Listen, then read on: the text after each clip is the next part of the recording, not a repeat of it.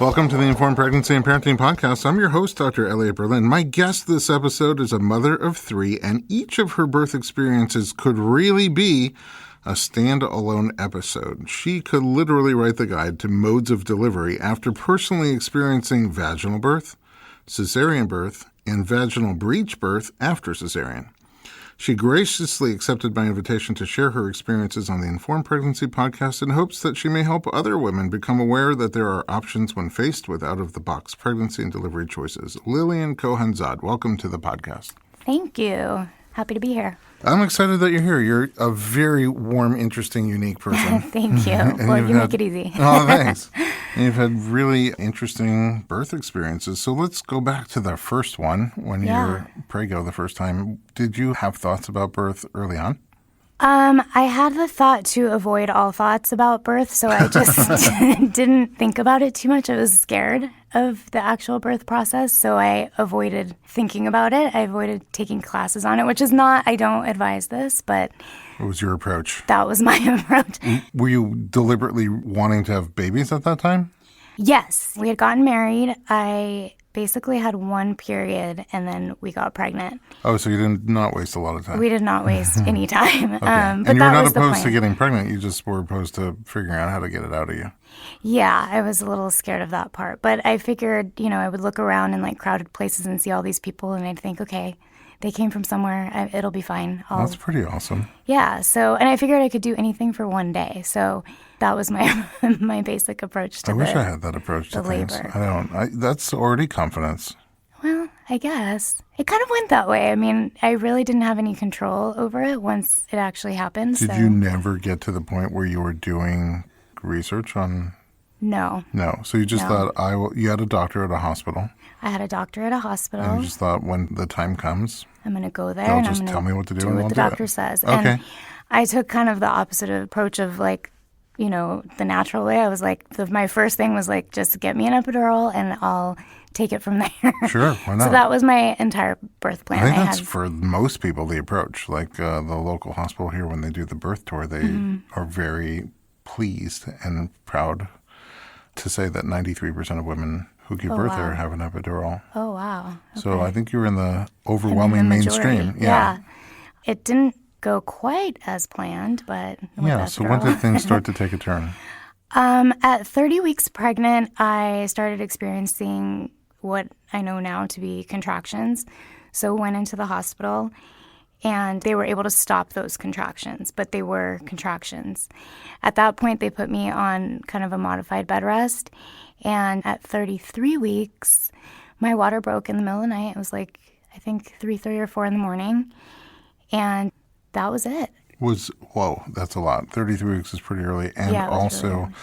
At the 30 weeks when you felt contractions, did they check your cervix to see what was going on? They did, and my cervix, if I remember correctly, it was slightly dilated. I don't remember the exact amount, but I was in the hospital for a few days. They gave me the steroids for the baby's lung development, and they gave me a few different medications to kind of stop slow everything down. Yeah. Indocin, I think it was called, to slow everything down, which they were able to do. And they released me after about 3 nights in the hospital. And then 3 more weeks go by, and then 3 boom. more weeks go by, and boom. Was there any question in your mind that was your water? Did you think maybe I just drank too much? Or Yeah, we had gone, actually, because I was on this modified bed rest, so I'd been at home. I went out to dinner with our family, said goodbye to everyone around 10 o'clock, went home, went to bed, and woke up, thought I just kind of had maybe gone to the bathroom or, Yeah. Yeah, it wasn't like this gush. It was just like a pee. A little moisture. Yeah. And then how did you find out otherwise? So I went to the bathroom and I couldn't stop it. You know how like a urine flow you can stop? Yeah. This I couldn't stop. No control over it. It kept going. So I told my husband, I said, can you Google peeing without able to stop? Uncontrollable peeing. Yeah. And he's like, I think it's your water. So Was it scary to you at 33 weeks? Yeah. I mean, I'm a little scared for you. It's scarier looking back because it was my first baby. I really didn't know what to expect. Because you didn't do any homework. Because you didn't want to. I didn't do any homework. I didn't know what to expect. I didn't know what it was to even have a baby or Didn't know what it was to have a premature baby, a baby in the NICU. I didn't know what any of these things meant at the time. So was I scared? Yeah, but if I had known those things, I would have been much more scared. Much more nervous. Yeah. So when you figured out it's probably your water, you go straight to the hospital? Yes. I started kind of running around like, oh, I'm going to go get my bag together, blah, blah, blah. And then my first contraction hit, and it was really strong, and there was blood. So I got scared. We got in the car. My husband got us to the hospital in about 6 minutes. Oh, wow. And she was born very quickly after that. Very quickly after you went to the hospital? Yes. I mean, I know it's probably a little blurry chaos in retrospect, but from the time you got there, did they take you to triage? Were they panicky because you were early? Was the blood a concern? They were not so panicky. They knew that she was coming. Like, they said, this isn't like last time when you had the contractions and we were able to stop them. She's on her way. She's coming today now. I was in a lot of pain. I think in contraction pain. Okay. In one of my first meetings with you, when I was trying to flip my third baby, you said those fast labors are kind of like a train going through you, and that's the perfect way to explain it. It felt like a massive train was going through my body because it was just contraction on top of contraction. I was throwing up the entire time. Oh, wow.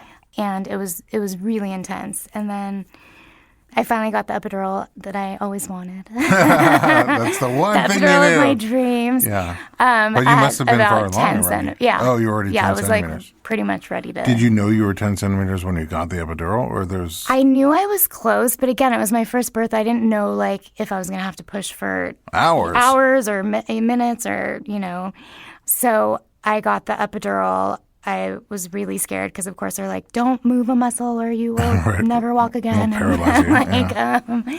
I'm throwing up. How? But it's hard to picture. Yeah. But it was fine. I got the epidural. They kicked my husband out at that point, and I almost made out with this like little Indian woman because I was so happy to like have this pain go away. She was my savior at that point. But he came back in, and I said, I have to go to the bathroom. And the nurse said, no, honey, that's your baby. Oh, you felt like you have to poo? Yeah. Yeah. And then the baby came out. How big was your baby? She was 3 pounds, 12 ounces. Wow. Yeah. That's also hard to imagine. Yeah. So not a lot of pushing then? No, I pushed maybe 3 times, like, you know how you push 3 times in one? Oh, in one cycle of yeah. pushing? So I did that 3 times and out she came. Wow. So not so much. Did they take her away right away? They took her away. I did get to hold her for a brief moment, and then they took her straight to NICU. And still at that point, I was like kind of on this high, like, oh, we just had a baby and it's fine, I had no idea everything that was to come still with that. Yeah, so what did come?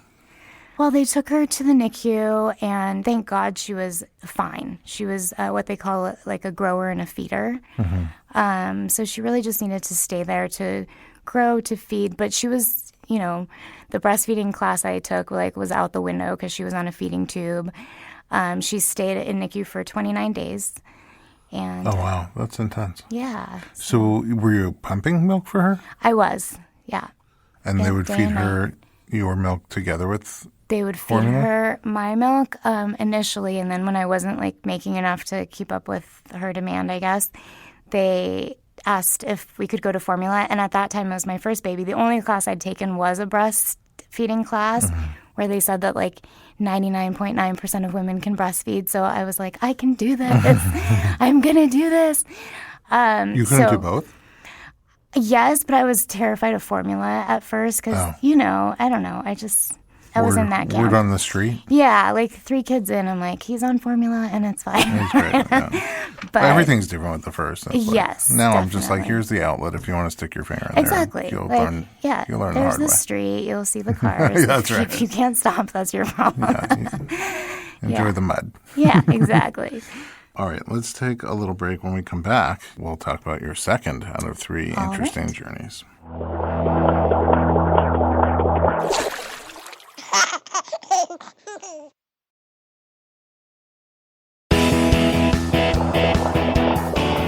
Welcome back to the Informed Pregnancy Podcast, and we're going to jump right into baby number 2 with Lillian Cohanzad. So after 29 days, baby came home and everything was cool? Yeah, everything was great, and she's been growing like a weed ever since, so... Growing like a weed, awesome. Yeah, it's been great. Such a Southern California baby.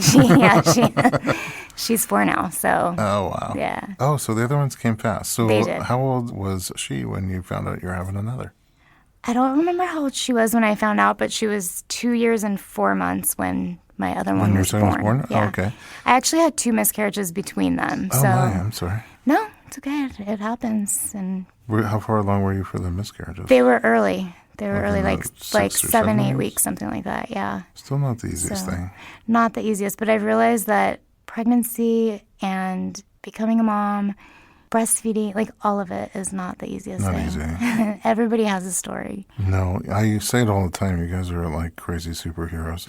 It's wild. I what get to women do. sometimes just be involved and watch in a way. I think that dudes don't usually really get involved and watch it. I'm just in awe every day. Totally.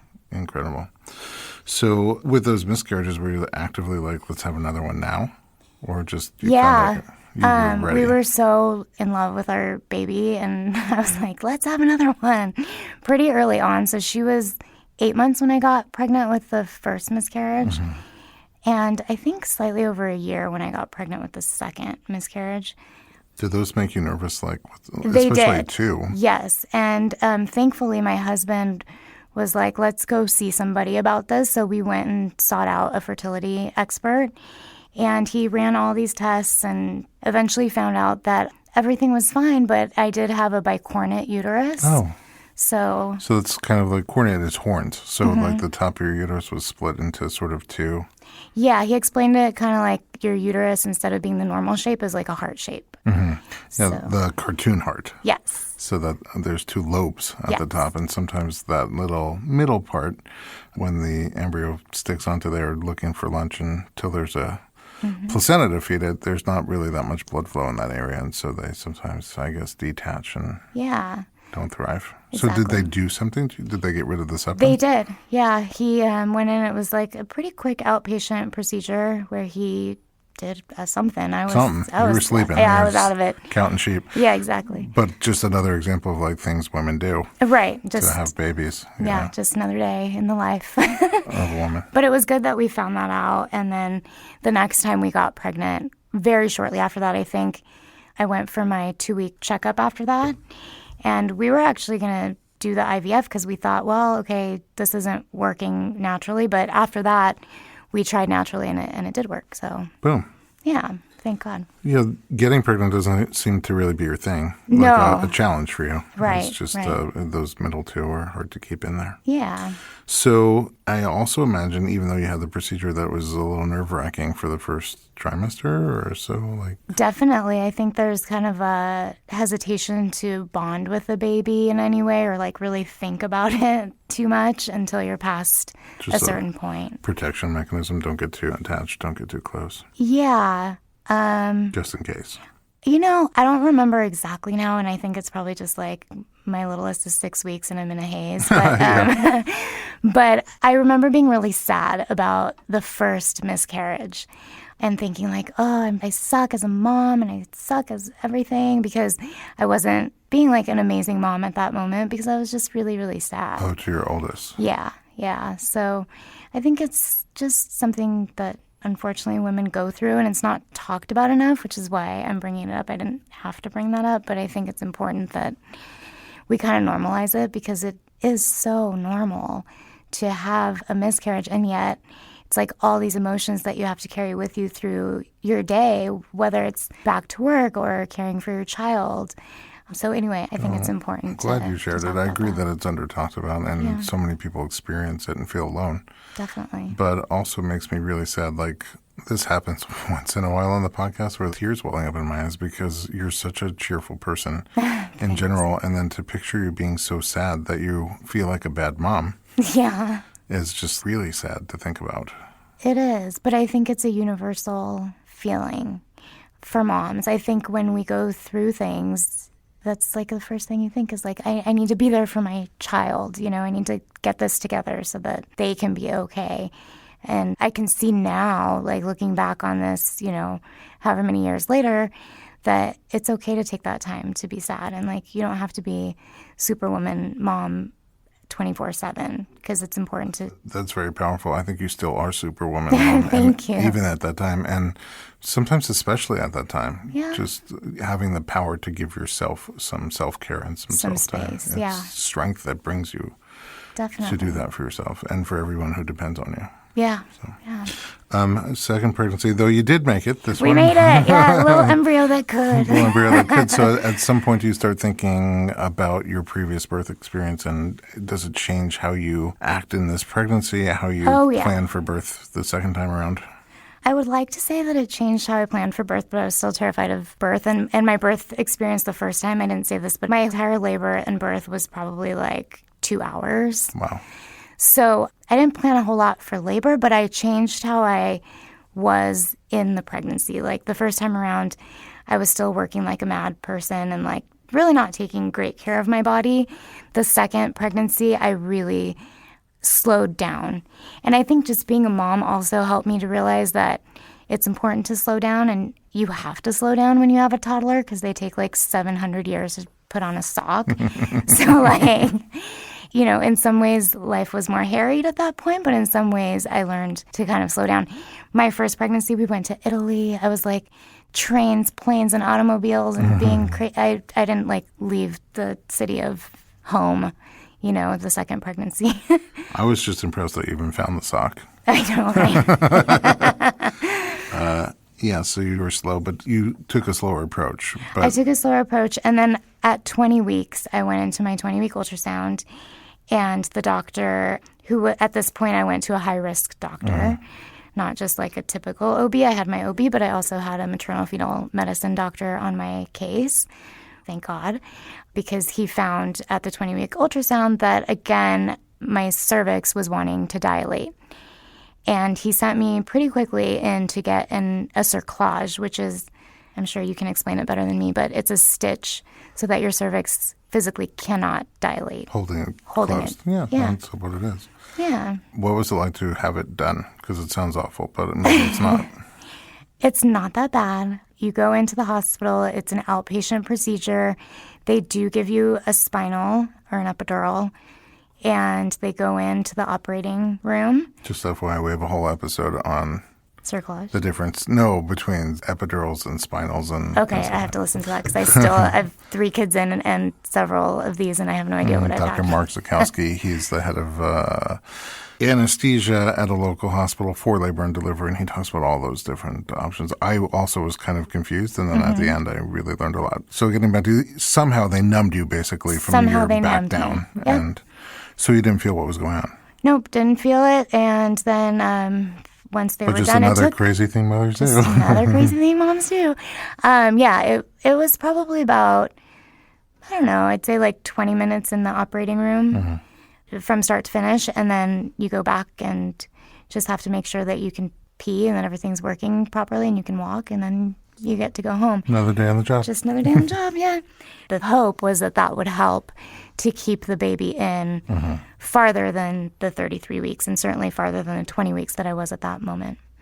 Okay, so when you have an MFM, they usually keep monitoring you a little more intensely than a typical pregnancy? Yes. And how did your monitoring go in the coming weeks? It was fine. Everything was looking good. I would go in, I think at the beginning it was like every couple weeks. I think the whole pregnancy was every couple weeks. And everything looked good. And this time she was breech. Okay, one question that pops in my head. Do you feel your cerclage after the anesthesia wears off? No, I didn't. There's no awareness of No. it? Okay. Oh, but something terrible that happens with cerclage is that you're not allowed to have any sex. Oh.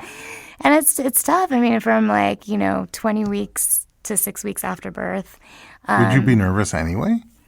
Yeah, but I would. So, I would have been. Yeah, but now you can't.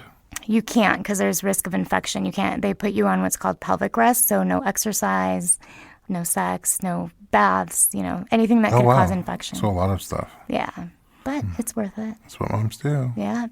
I see a theme coming I know, right? Yeah. It must be harder in the relationship then, too.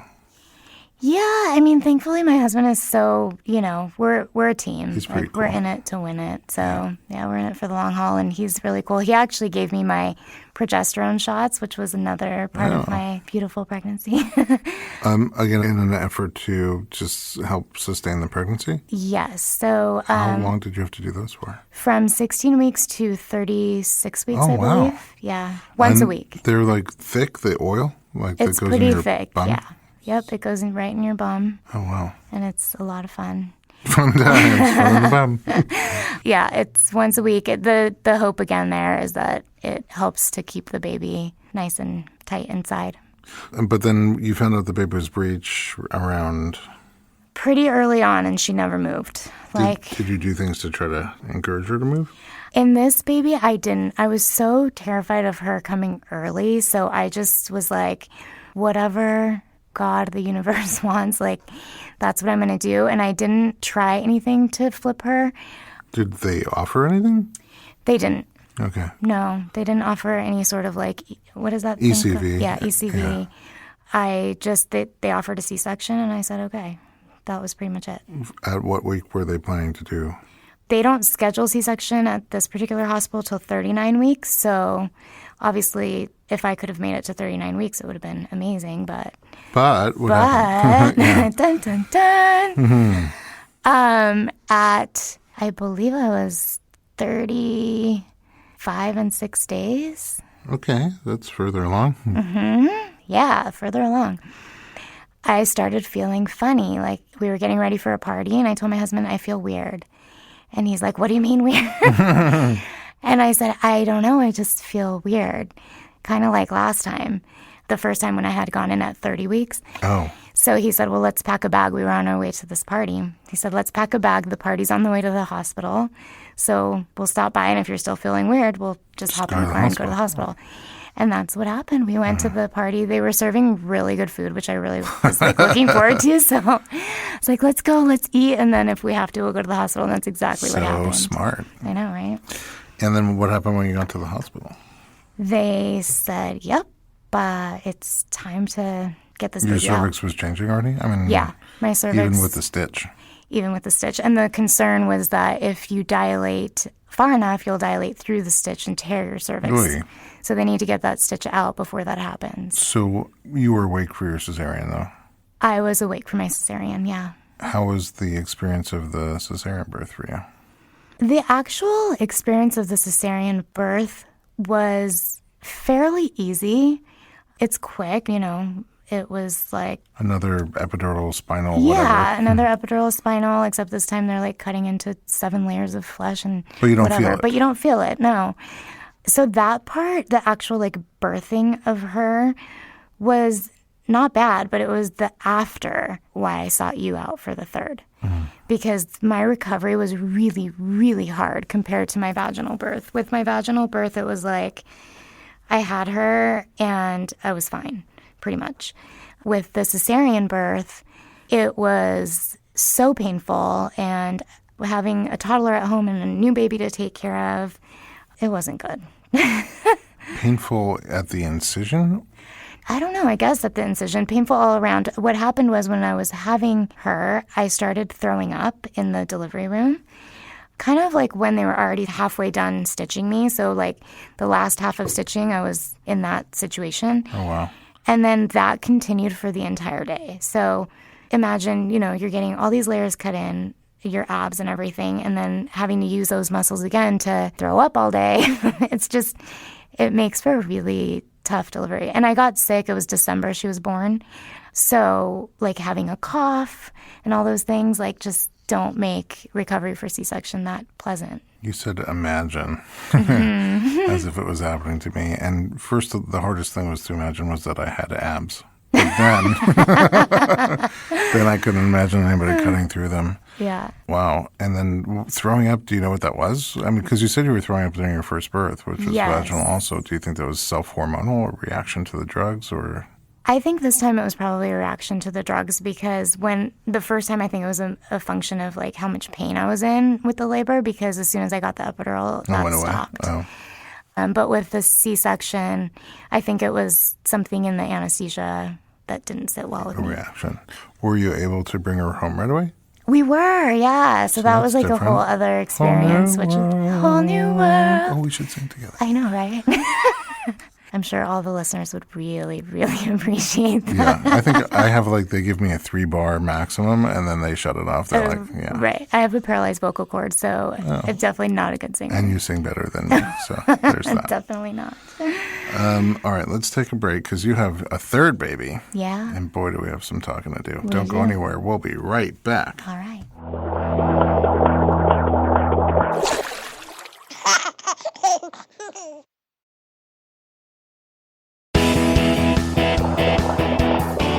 Welcome back to the Informed Pregnancy and Parenting Podcast. We're talking about Lillian Cohanzad. And here's the thing.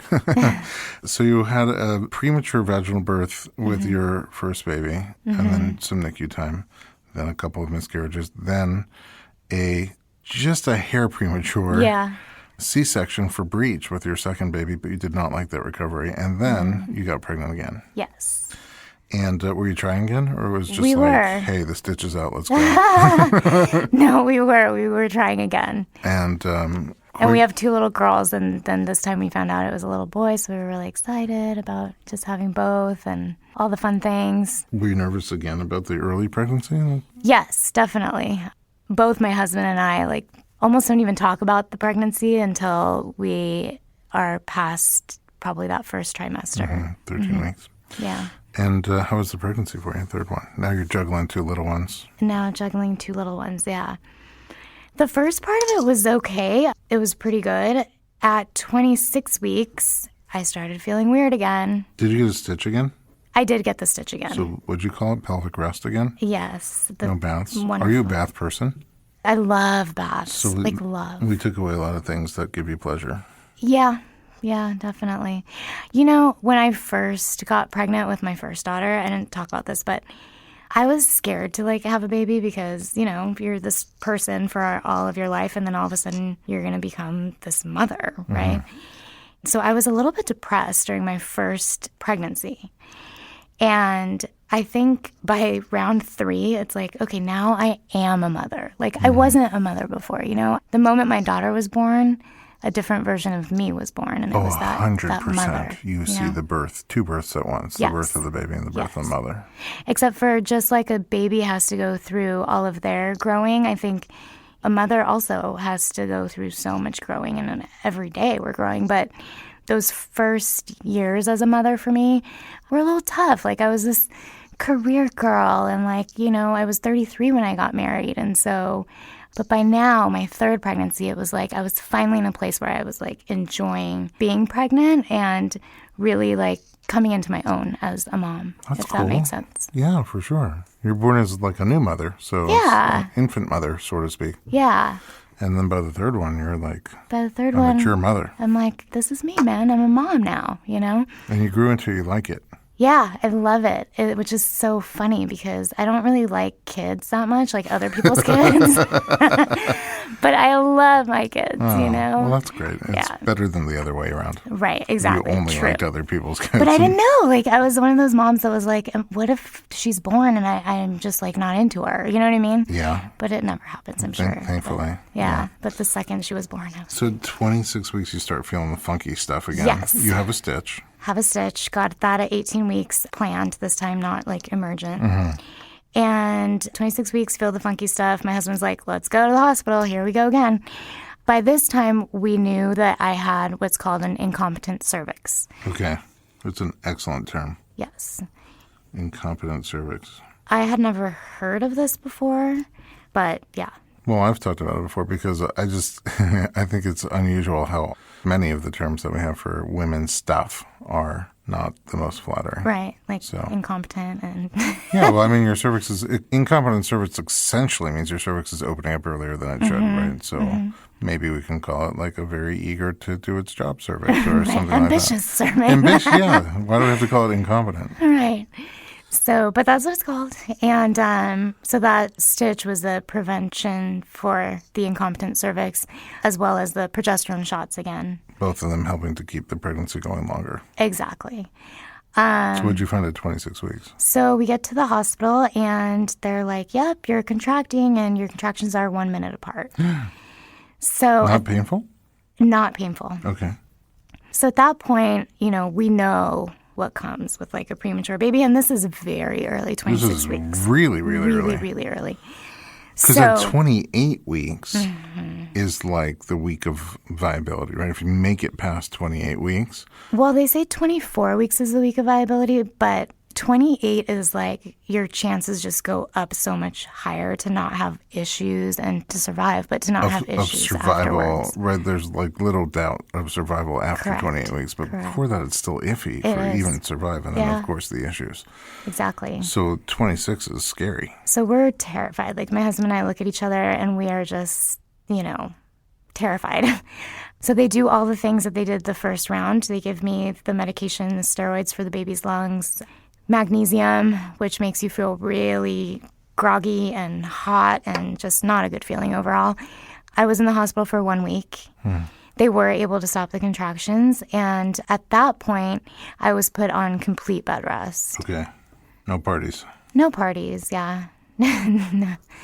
And it's tough with 2 toddlers at home to be like on complete bed rest, right? I'm trying to picture it. Yeah, it doesn't really happen. So How do you not even pick them up and things? I mean, I have, thank goodness, we have like such an amazing village around us, which if you have like one of these types of pregnancies, it's not your typical pregnancy. Having mom and mother-in-law and, a supportive spouse. Thank God my husband's like amazing and just so helpful with everything along the way.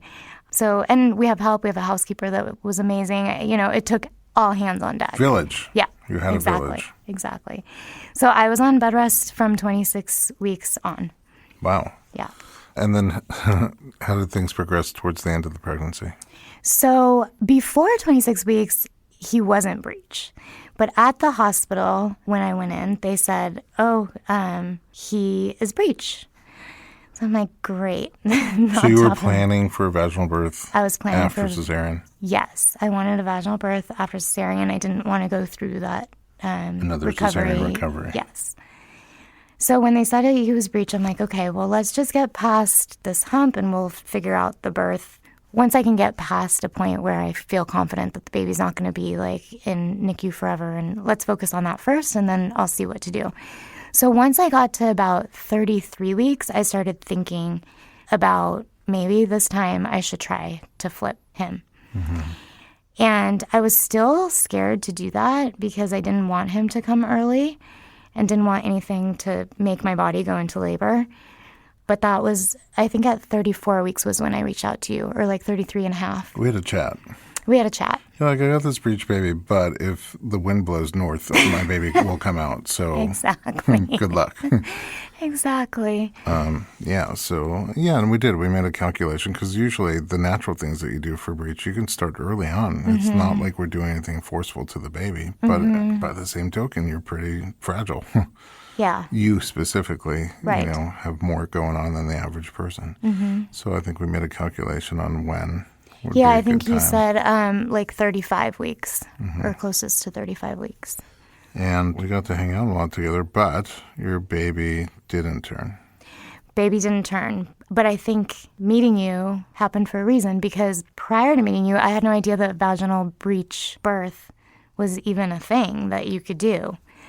So in one of our sessions, you said, you have small babies.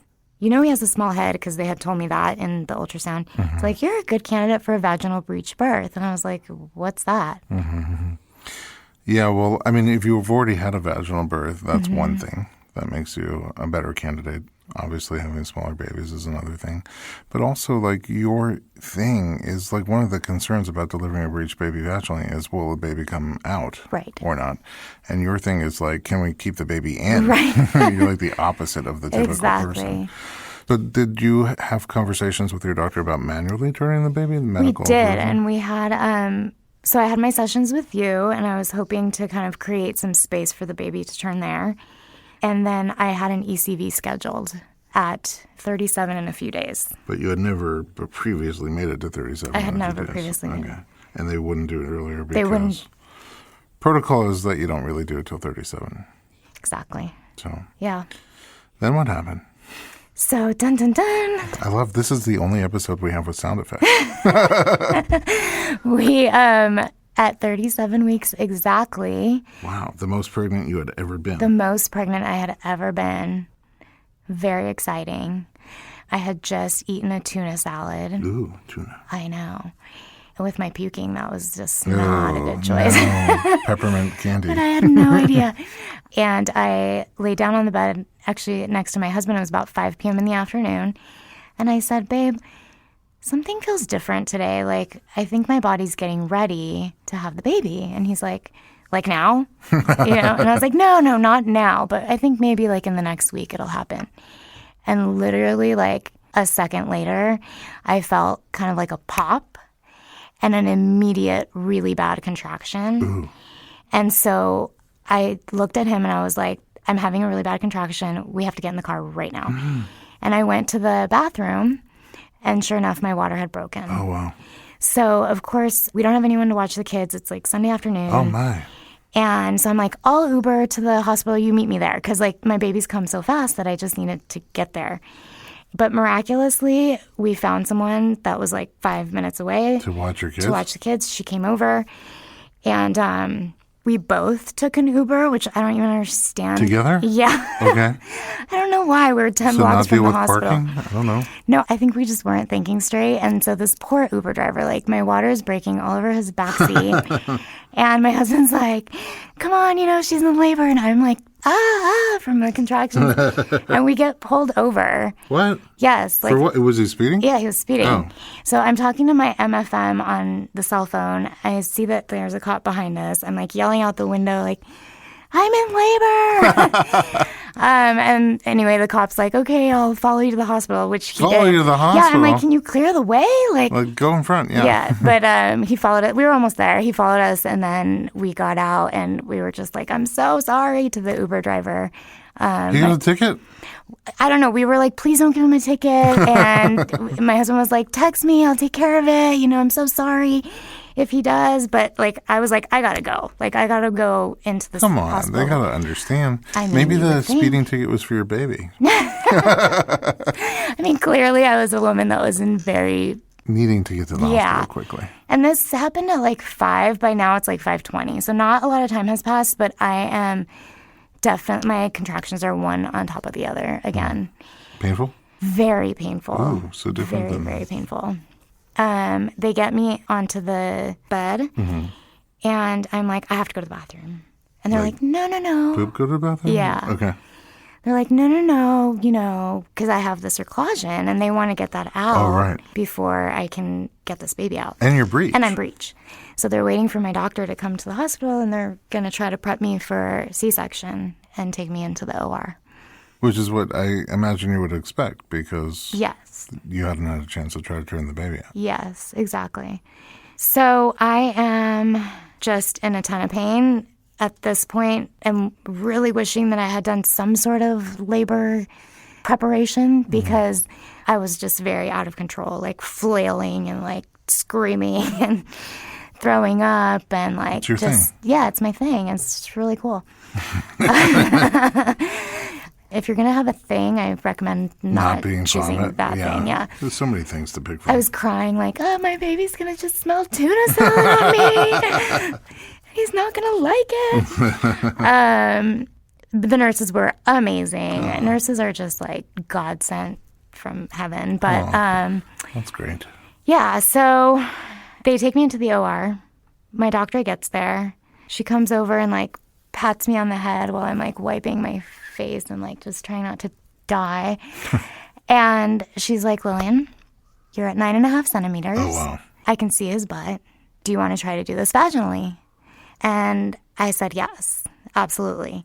I mean, I didn't even know that that was a thing until I talked to you in the office, but I was like, yes, 100%. So she said, okay. She said the biggest concern is head entrapment, but we know his measurements and we can do this.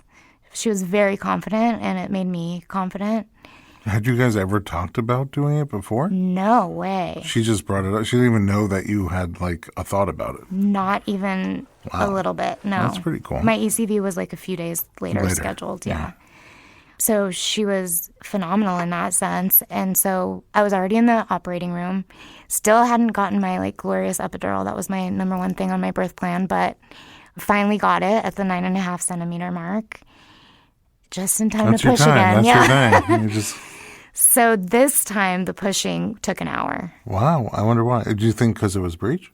I think probably because I was a psycho and was yelling at the anesthesiologist that I wasn't completely numb on one side. I was like, please keep numbing me. This is not the almost made out with the Indian woman. No, different woman. Different. Oh. Not as, with it, but she probably gave me a little bit more.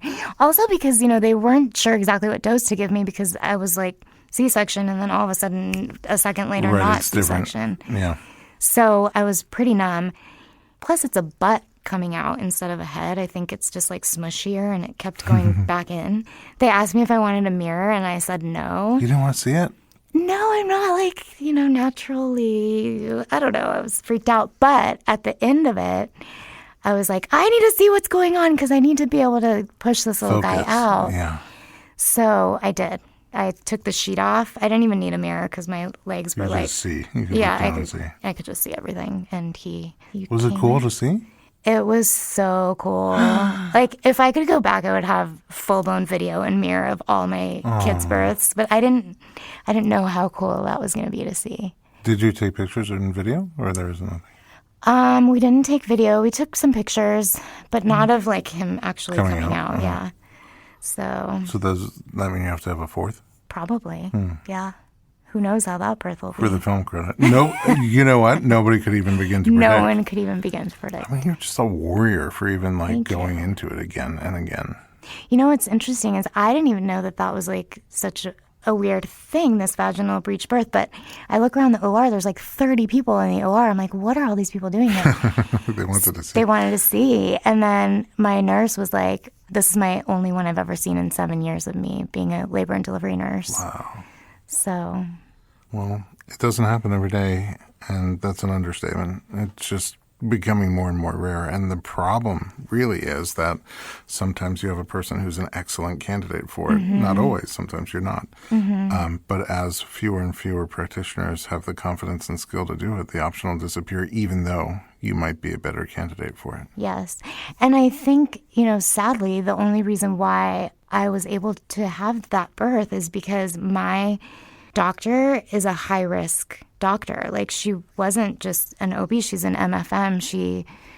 I asked for her specifically this time to do my C-section because I wanted this hospital, and she was just confident and cool about it. And I asked her later, like, what's up? You do these breech births all the time, And she's like, no, but when I was a resident, I would really seek them out. I've just always been really interested in it. So thankfully, I became a good candidate Just for her. being in the right place at the right time. Yeah. I mean, by my calculations, your next baby should make it to 38 weeks anyway. Right. It's progressively getting better. Yeah, I wonder if the breech happens. We don't know, but I wonder if the breech happens also because the geometry of your uterus is a little different than textbook, and it seems to be geometry that kind of guides them into the orientation that they get into. So you are very cool. And, Thank you. So are you. Thank you. It's nice to share your stories. So unique and interesting. I mean, I don't know anybody who's had. I know one person who's had vaginal birth, then C-section, then vaginal birth after C-section, but it wasn't a breech baby. So you definitely have some kind of record going here. Yeah, it's been definitely an interesting ride.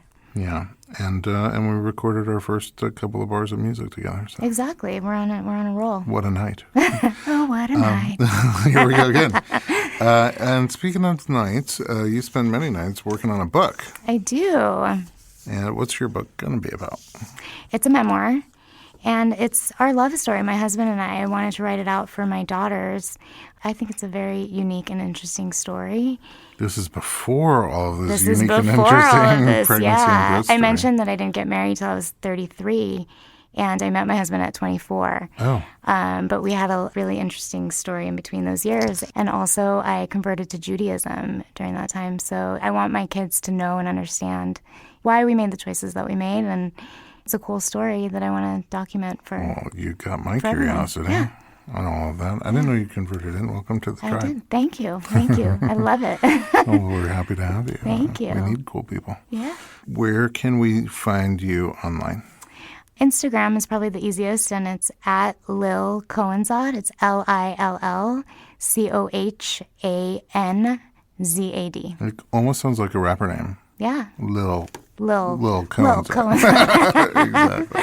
Amazing. Well, I'm going to be looking around for your book. I know it's Thank going to you. take a minute, but I'm very curious. Thank you. You're a great storyteller. Thanks so much. At home, thanks for listening. If you would like more of our latest media about pregnancy, postpartum, and parenting, check us out on Instagram at Dr. Berlin. It's at DOCTORBERLIN.